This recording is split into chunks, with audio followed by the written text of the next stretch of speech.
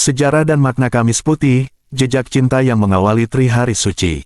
Dalam keheningan malam yang disinai cahaya lilin dan iringan lagu-lagu merdu, Gereja Katolik di seluruh dunia memasuki sebuah momen istimewa yang disebut Kamis Putih. Hari ini bukan sekadar sebuah perayaan liturgis, melainkan gerbang yang mengantar umat beriman memasuki Tri Hari Suci, 3 hari suci yang mengantar pada puncak iman Kristiani, Paskah, perayaan kebangkitan Kristus. Kamis Putih memiliki makna mendalam karena di dalamnya gereja mengenang 3 peristiwa agung yang terjadi pada malam terakhir Yesus bersama para muridnya, institusi Ekaristi, institusi imamat, dan teladan cinta kasih melalui pembasuhan kaki. Sejarah Kamis Putih telah berjalan jauh sejak abad-abad awal kekristenan.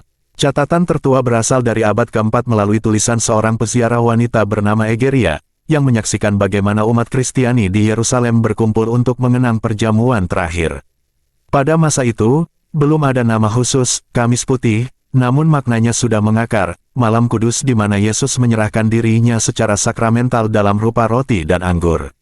Seiring waktu, gereja di barat mulai menggunakan sebutan, Dies Viridium, atau Hari Putih, yang kemudian diterjemahkan menjadi Kamis Putih.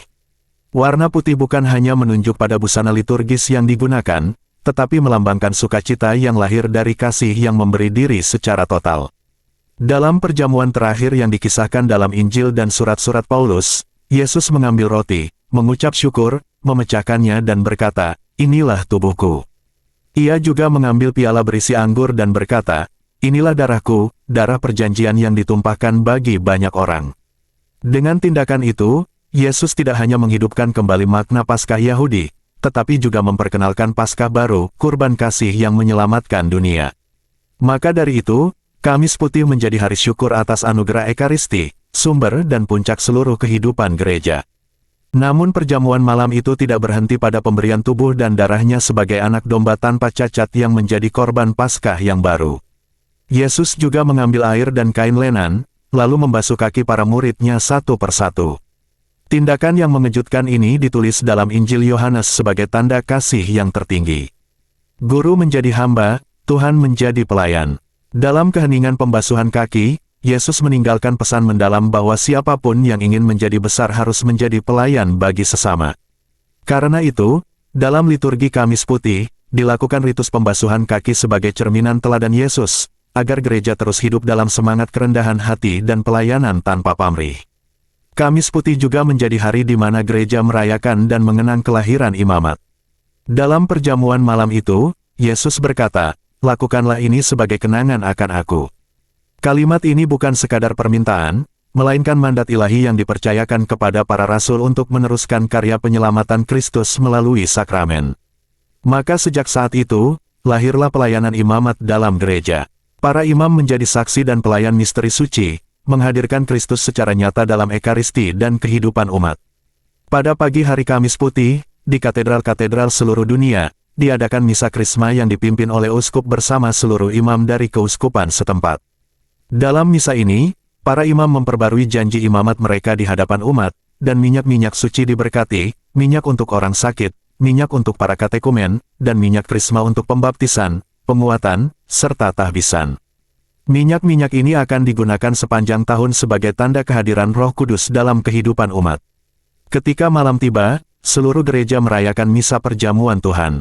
Liturgi diawali dengan lagu pujian dan suasana sukacita, meski dalam latar suasana sengsara. Dalam homili, umat diajak merenungkan cinta yang memberi diri, pelayanan tanpa pamrih, dan kesetiaan total kepada panggilan Allah. Setelah konsekrasi, hostia kudus yang telah dikonsekrir dipindahkan dalam prosesi meriah ke tempat penyimpanan khusus, yang dihias dengan penuh keindahan.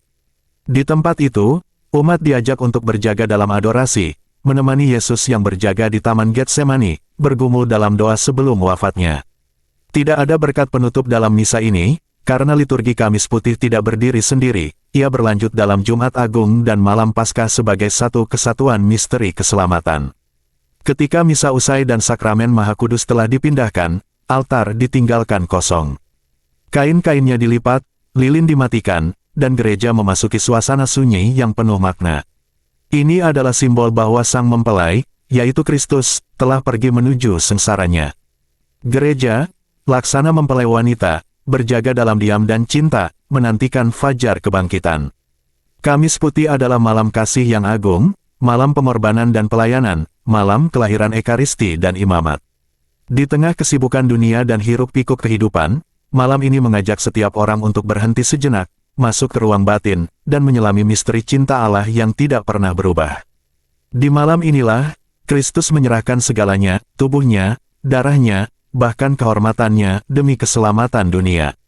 Dan dari malam inilah, gereja berjalan bersama Sang Penebus, menuju salib, menuju kubur, dan akhirnya menuju terang kebangkitan yang tak pernah padam. Semoga umat Katolik dimanapun dapat masuk dalam penghayatan mendalam untuk menimba kekuatan baru dari perayaan Kamis Putih nanti. Salve!